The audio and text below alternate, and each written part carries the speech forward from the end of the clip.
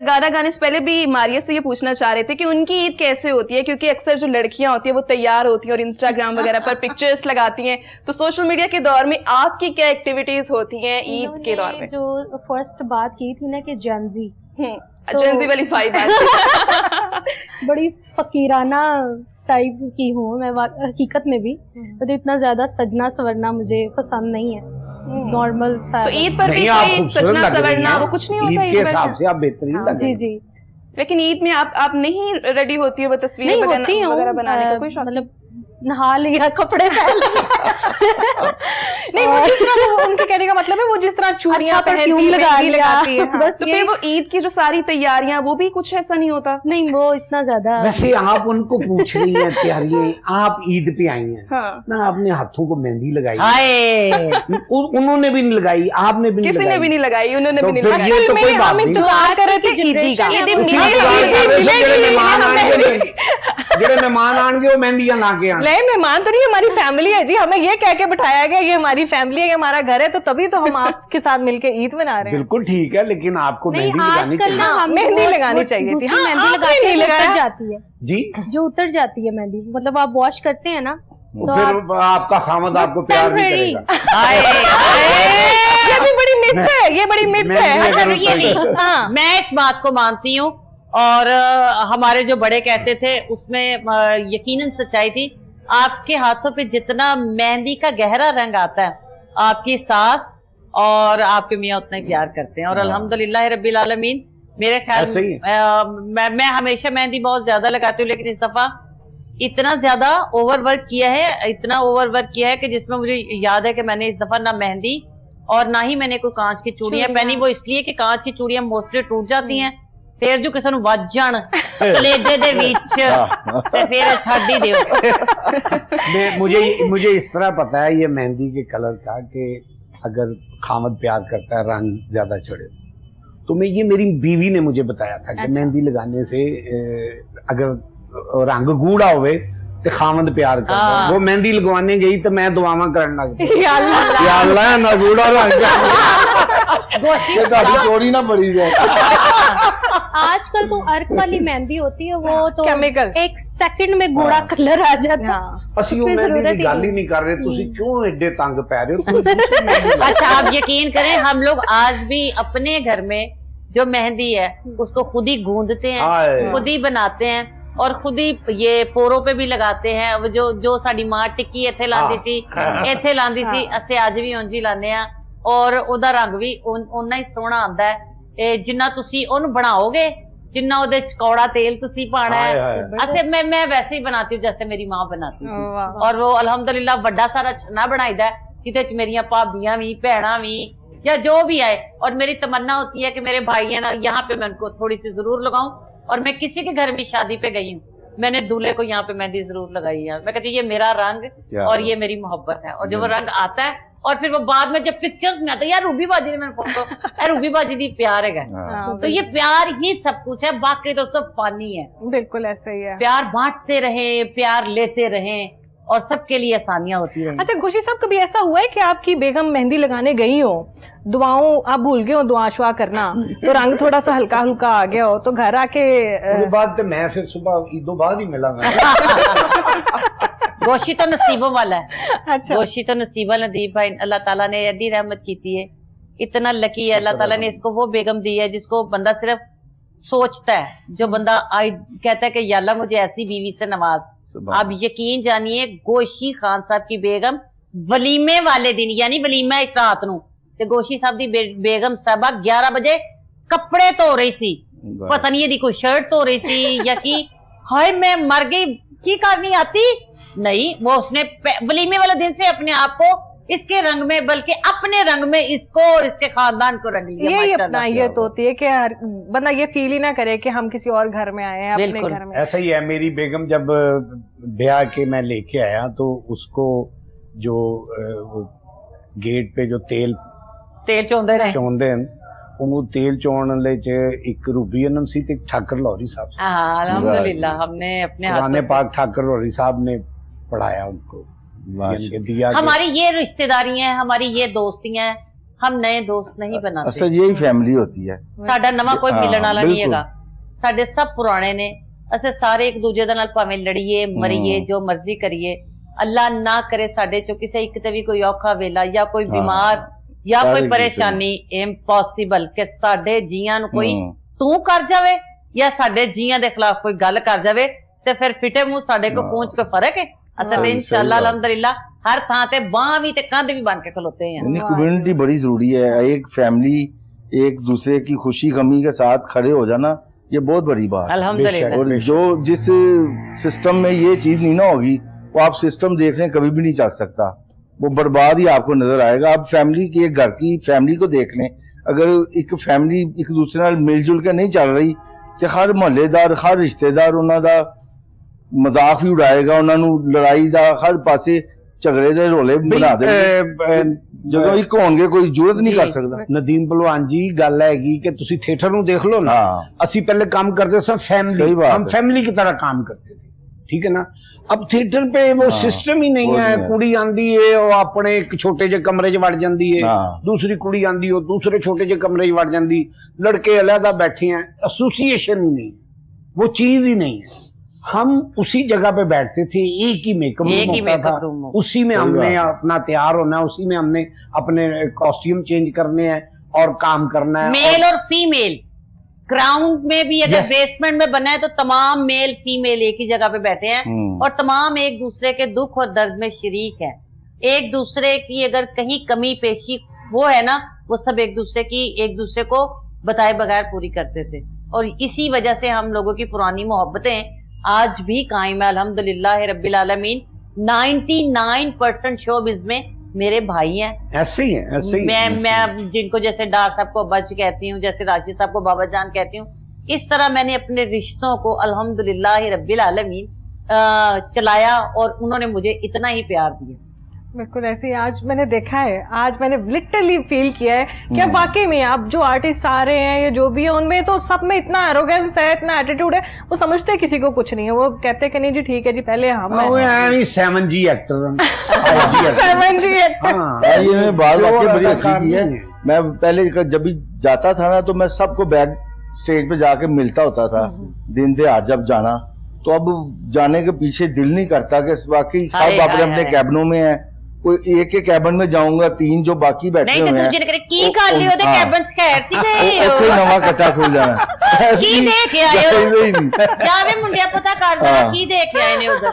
अब ये ट्रेंड हो गया है, वरना पहले होता था चले भी केक ले गए हैं या मिठाई या कोई खाना बनवाया है तो मैं अक्सर ये करता होता था, खाना शाना बनवा के ना जहाँ ड्रामा देखने गया हूँ वहां मैंने लड़के का भी अंदर पहुंचाओ, बाद में इकट्ठे खाना खाते हैं।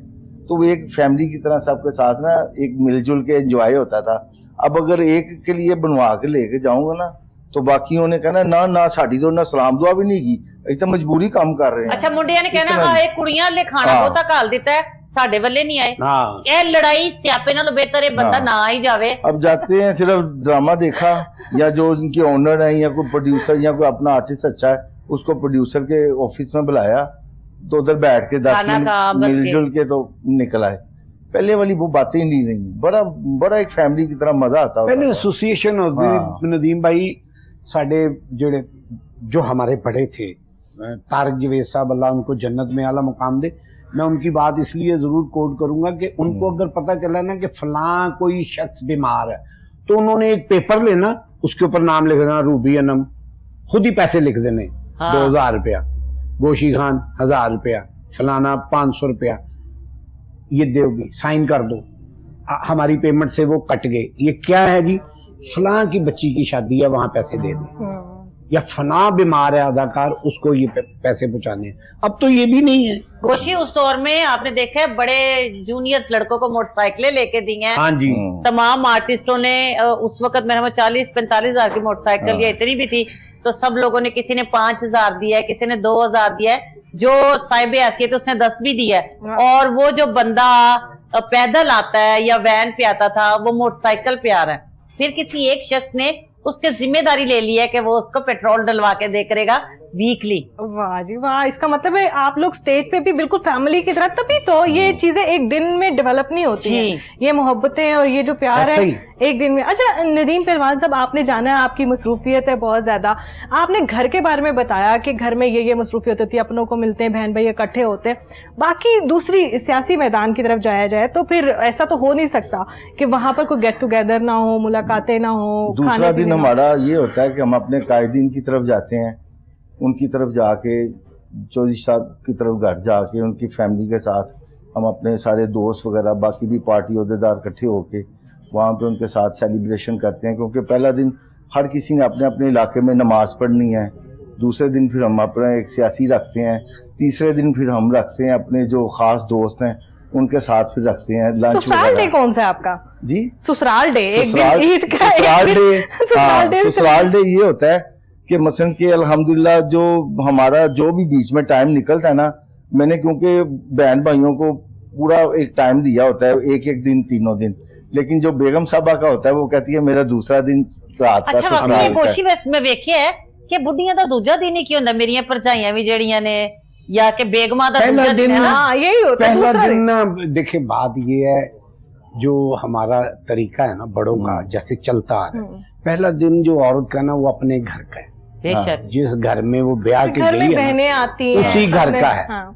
वो सेकंड डे फिर मौत पैंदी है मोटरसाइकिल से, भाई बुढ़ी किधर जा रहे हैं? ससुराल जा रहे हैं।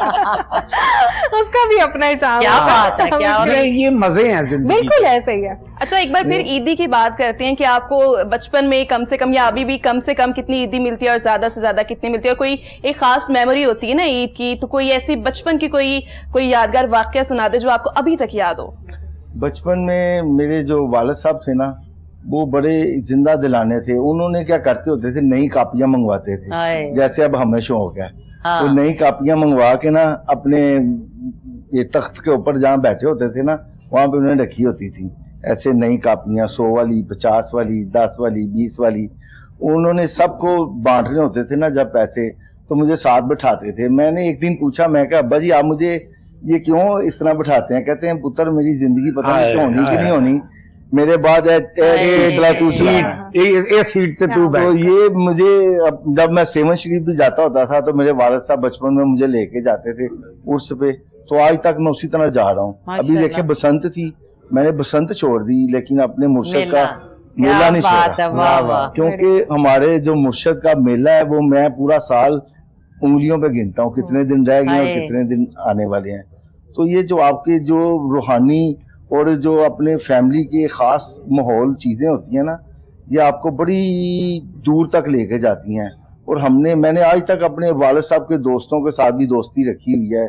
मेरा अपना भी हल्का बाब है, मेरा पहलवानी का भी हल्का है, सियासी भी हल्का है, और इन चीजों से हट के मेरा जो दूसरा एक पर्सनल मोहब्बत है ना, वो हर एक मारे बंदे के साथ, खास तौर पे मैं ईद के दिनों में सड़कों पे खड़े होके जो ट्रैफिक वाले खड़े होते हैं, जो पुलिस वाले खड़े होते हैं, जो बेचारे सफाइयां कर रहे होते हैं हमारे लिए, रास्ते साफ कर रहे होते हैं, मैं उनके लिए गाड़ी में कुछ ना कुछ जरूर रखता हूँ।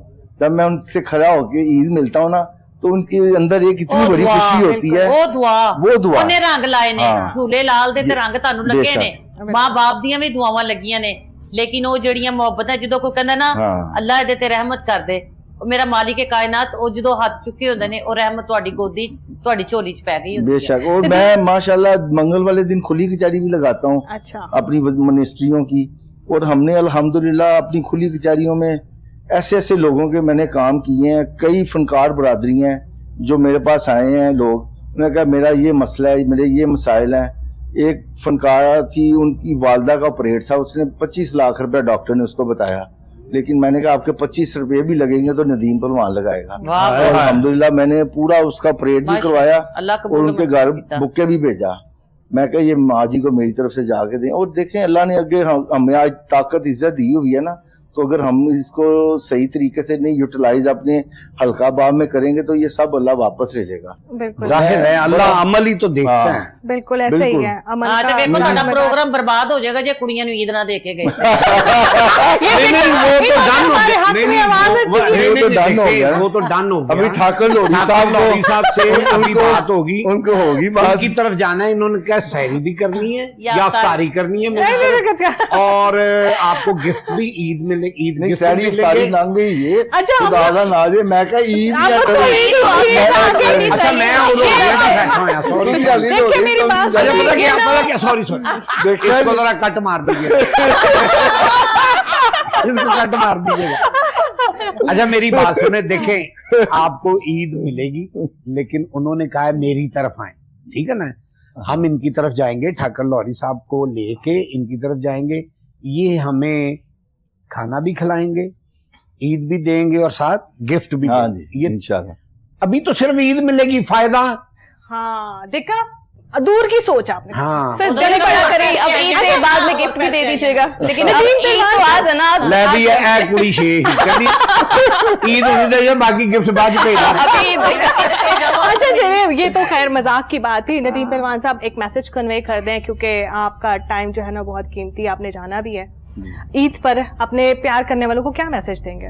मैं ईद वाले दिन ये मैसेज देना चाहता हूँ कि अपने इर्द गिर्द के दोस्तों को, अपने फैमिली के, अपने हल्का बाब में ऐसे लोगों को देखें जो ईद नहीं बेचारे मना सकते, उनके साथ एक तो ईद की खुशियाँ सेलिब्रेट करें, अगर उनकी हेल्प करें तो वो सबसे बेहतर है, क्योंकि हर इंसान आजकल बड़ा परेशान है।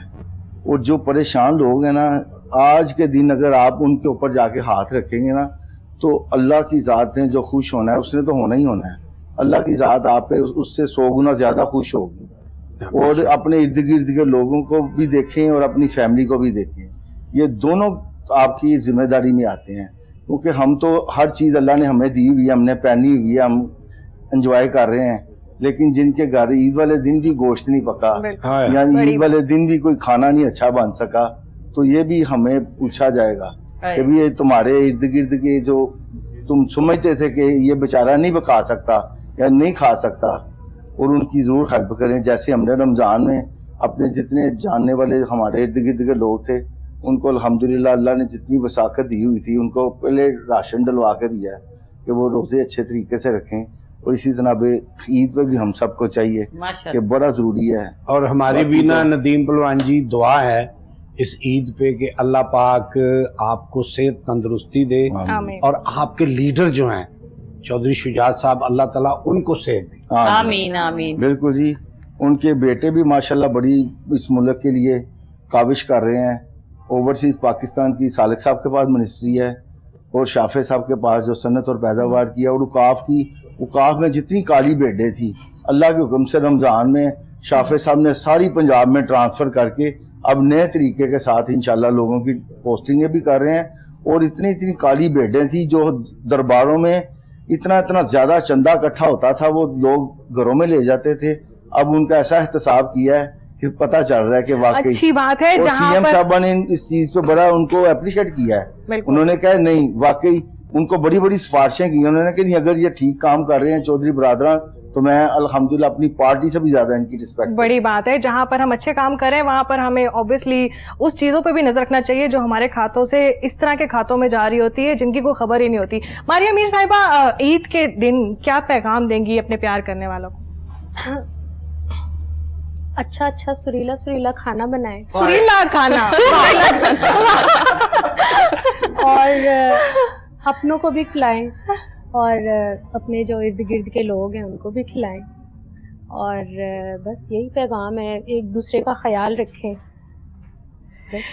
अच्छा जी, हम आपको ऐसे नहीं जाने देंगे, माना कि आपने जाना है, मगर उससे पहले हम आपसे एक गाना जरूर सुनेंगे, उसके बाद हम जाएंगे एक ब्रेक पे। जी जरूर जरूर।